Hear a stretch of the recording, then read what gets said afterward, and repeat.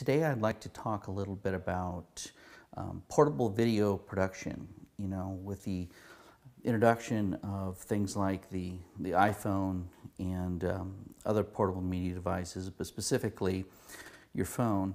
I mean, this thing, is 128 gigs of memory, and the video quality is actually very, very good. And sometimes having this on hand, you can do so much with it, but the problem has always been, really good audio. You're limited by whatever microphone has been on the phone itself. So today I'd just like to talk a little bit with regards to gear that you can get, and fairly inexpensive gear, but really good gear if you have like an interview that you need to do, but you don't necessarily have the means to take all your regular professional recording gear with you, but you still want to capture a good video and maybe the audio as well. So what I have with my little bag of goods today is, first of all, I love these Audio-Technica little pouches. You can get them about $8 online through Amazon.com, or maybe some of the other online retailers like B&H and elsewhere. But I really, really like these. They're good quality fabric and zipper, and they're just really handy for carrying stuff. So I have a couple here today. We'll first talk about securing or mounting your phone. There's quite a few different options out there, and I've spent a considerable amount of time researching and going through different ones. And this shoulder pod is the one that I've settled on eventually. It's really well built. It has nice rubber feet here that kind of grasp the phone itself, and it's adjustable, so it can take quite a few different sizes of phones, from iPhones 4s to Samsung's Galaxy 5s, and of course even the iPhone 6 Plus, which this one is here, even with this case on. So it has a little adjustable dial here. You just kind of open it up.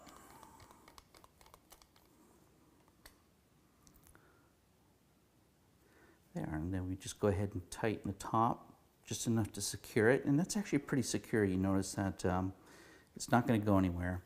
The cool thing about this is on the bottom here, it has a standard 1/4-inch screw mount, and this is weighted, so with a strap. So if you're not going to mount it on anything, you can actually hold it. And this is fairly comfortable with this weighted bottom here. But for myself, I also got myself an Oben TT100 little mini tripod. And these tabletop tripods, I looked at quite a few of them, and including the Manfrotto, and I felt that this one actually was just built better in so many, and has a little bit better features. It's metal, all metal, and this portion here with the ball mount actually does come off itself, so you can even bring it down further if you wanted to. But with the ball mount, you can actually then mount this thing like this in a vertical, or in a portrait, or in landscape mode. So go ahead and we'll just add this to here. And then we can position the phone and the camera any way we want to. So this is really nice. I was really impressed with the Oben, I believe that's how you pronounce it, TT100. They do make a model that has an extended riser for a few more dollars. It's not very expensive. It's I think about $40, I mean, for that model.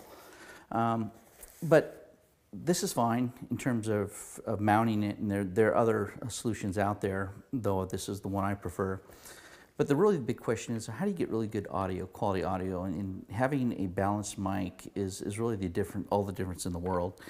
So doing a little research, I found the iRig Pro. They have one that's very similar to this called the iRig Pre, and it does almost everything this does, but the exception is its analog input. I was looking for something that was digital, pure digital, and this fits the bill, and it comes with several different connectors here, mini DIN.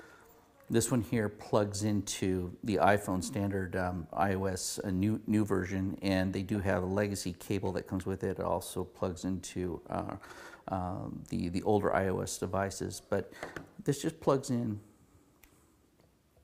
there, And then of course you have your option here to either a 1/4-inch plug and or a balanced mic. And for just demonstration purposes today, I have just a fairly inexpensive Audio-Technica Pro 70 lab mic. You can get these in just about anywhere.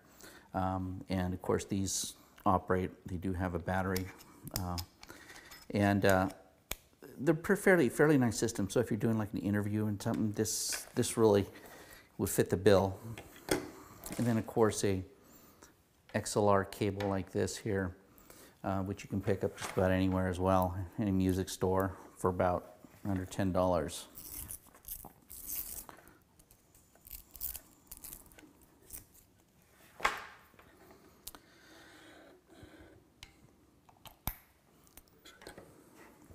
So as you can see here, this plugs in, fairly simple. And it has a 9-volt battery in here. It does provide phantom power here, which is really nice, as well as a MIDI port in. So this device is fairly compact. Unfortunately, unlike the iRig Pre, it doesn't have a means by which you can strap it by itself, you know, if you wanted to like strap it to a tripod or something like that. But a little bit of ingenuity, it wouldn't be too difficult to do that. The only complaint I have about the iRig is that it's got a smooth dial here, and perhaps they purposely did it that way to keep it somebody from moving it once the settings have been set. But it's sometimes a little bit slick to try to move. But overall, solid device. This is a little more expensive than the iRig Pre, of course, running at about $120, and the iRig Pre runs about, I don't know, $30 or so. There's a big difference in price, but with an all-digital input, I mean, I think that really sets the standard, and also the quality of build. This feels pretty solid. Now for